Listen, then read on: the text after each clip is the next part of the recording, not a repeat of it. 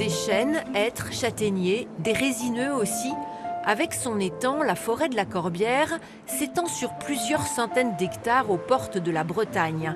Le département d'Ille-et-Vilaine, propriétaire depuis une vingtaine d'années, souhaite en faire une réserve biologique intégrale. Pourquoi faire? C'est notre question d'ici. Sur le marché de Châteaubourg, juste à côté, le projet interroge pour l'accès à la forêt tout particulièrement.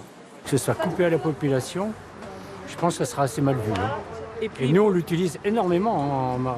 On emmène des groupes en marche nordique, on l'utilise les coureurs aussi, et je ne pense pas qu'on dégrade en faisant ça, quoi.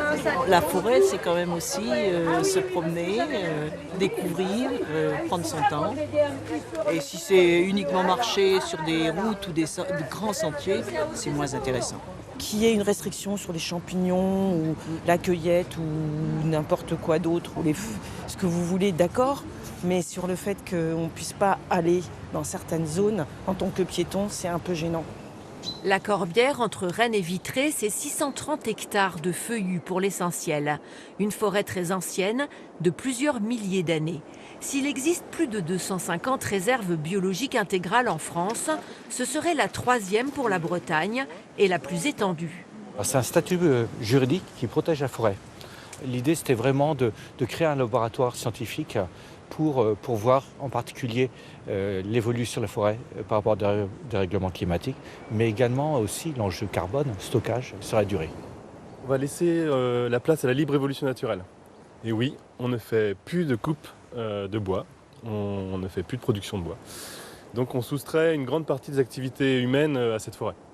L'essentiel de sa superficie, presque les 3/4, en vert clair, restera malgré tout un lieu de balade, de randonnée, de cueillette de champignons, mais à l'intérieur de sentiers balisés. La chasse y sera elle aussi autorisée 8 jours dans l'année pour maintenir les équilibres, éviter la prolifération du gros gibier.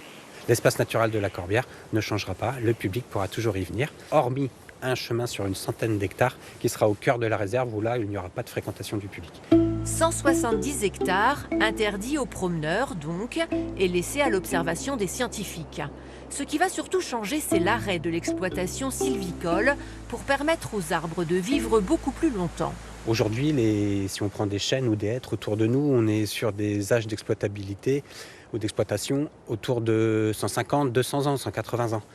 Là, on ne va pas les couper à cet âge-là, on va les laisser vivre jusqu'à 400 ans, 500 ans. Et donc on aura forcément toute une diversité liée à ces forêts, telles que des mousses, des champignons, des invertébrés qui vont venir coloniser ces vieux arbres. Mes successeurs constateront qu'est-ce qu'une faune typique de ces vieilles forêts, qu'on n'a pas en Bretagne.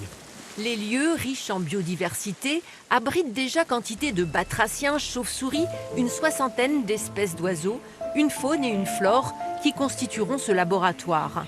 Mais avant cela, différentes étapes vont s'enchaîner à partir de cette année pour que la Corbière se transforme en sanctuaire naturel.